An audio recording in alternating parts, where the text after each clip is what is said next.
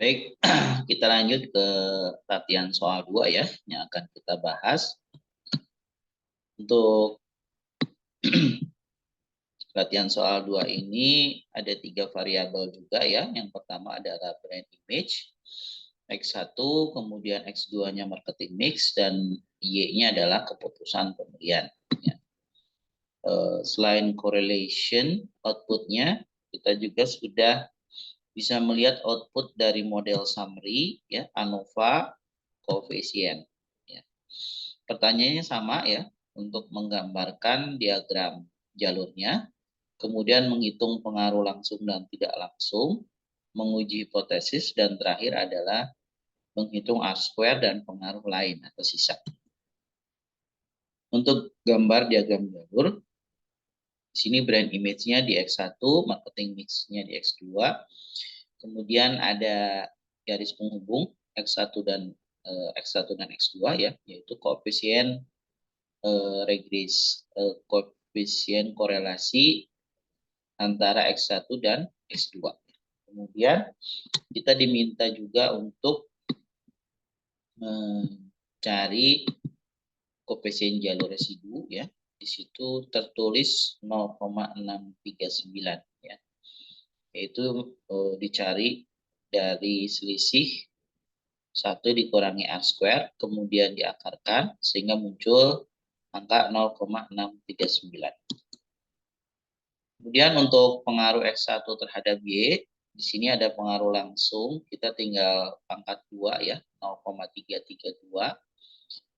Hasilnya adalah 11,02%.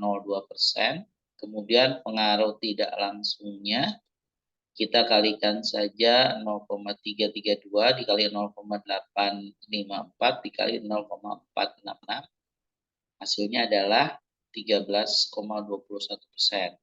Sehingga total untuk pengaruh antara variabel X1 terhadap Y adalah sebesar 24,23%. Untuk pengaruh X2 terhadap Y, kita tinggal pangkatkan 2 ya, untuk pengaruh langsungnya.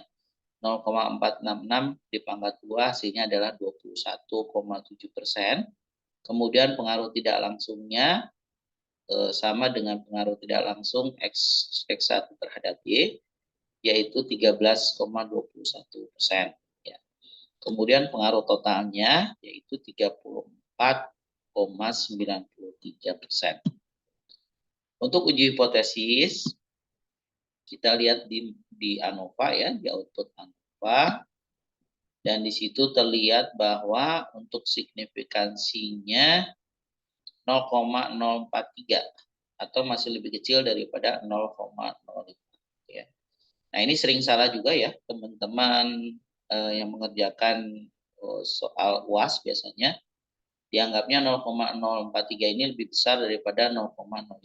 Jadi jangan melihat angka 43-nya ya, tapi kita kalau di belakang koma itu lihatnya angka yang paling ininya ya, paling depannya ya. Jadi kalau 0,043 ini artinya kurang lebih sama dengan 0,04 ya. Jadi walaupun di belakang angkanya banyak itu maknanya tidak seperti yang di depan koma ya, yang di depan. Jadi artinya 0,043 ini masih lebih kecil daripada 0,05. Nah, dapat diambil kesimpulan bahwa brand image dan marketing mix berpengaruh secara bersama-sama terhadap keputusan pembelian. Nah, untuk yang parsial, kita melihat yang brand image ya, dia punya signifikansinya 0,497, yang dimana ini lebih besar daripada 0,05, maka artinya H0 diterima. Kalau H0 diterima, artinya brand image tidak berpengaruh terhadap keputusan pembelian. Untuk marketing mix, kita lihat di situ signifikansinya 0,348 atau lebih besar daripada 0,05. Berarti H0-nya diterima. Kalau H0 diterima artinya marketing mix tidak berpengaruh terhadap keputusan pembelian. Selanjutnya adalah kita ingin mengetahui berapa besar kontribusi X1, X2 terhadap Y Kalau kita melihat dari perhitungan sebelumnya ya, bahwa untuk X1 terhadap Y-nya 24,23% pengaruhnya. Untuk yang X2-nya 34,93%. Kalau dijumlahkan, angkanya adalah 53,2%. Ya. Nah, kita bisa melihat di R square-nya di situ 0,592. Artinya hitungan manualnya kita sudah benar. Untuk sisanya yaitu 40,8%. Dari mana 40,8%? Dari 100% dikurangi 59,2%. Ya. Nah, artinya 40,8% ini dipengaruhi faktor lain yang tidak dapat dijelaskan dalam penelitian ini.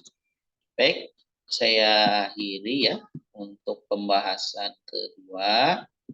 Sekali lagi saya ucapkan terima kasih ya untuk yang sudah menyimak. Ya. Kita akhiri. Assalamualaikum warahmatullahi wabarakatuh.